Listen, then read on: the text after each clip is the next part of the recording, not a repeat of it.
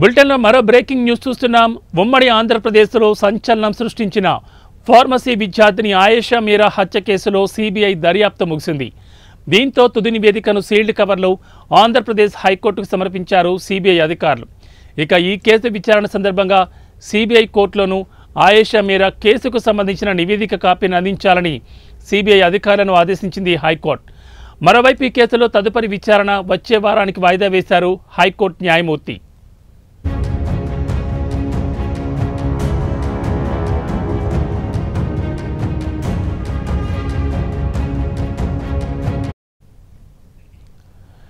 విజయవాడలోని ఓ హాస్టల్లో 17 ఏళ్ల ఆయేషా మీరా అనే ఫార్మసీ విద్యార్థినిపై అత్యాచారం చేసి దారుణంగా హత్య చేసిన ఘటన అప్పట్లో తీవ్ర కలకలం సృష్టించింది.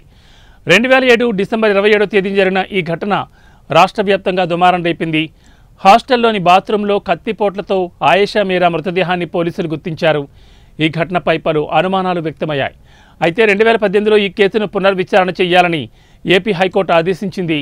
తొలుత సిట్కి ఆ బాధ్యతలు అప్పగించిన హైకోర్టు సిట్ దర్యాప్తులో పురోగతి లేదని ఈ కేసులో సిబిఐ విచారణకు ఆదేశించింది.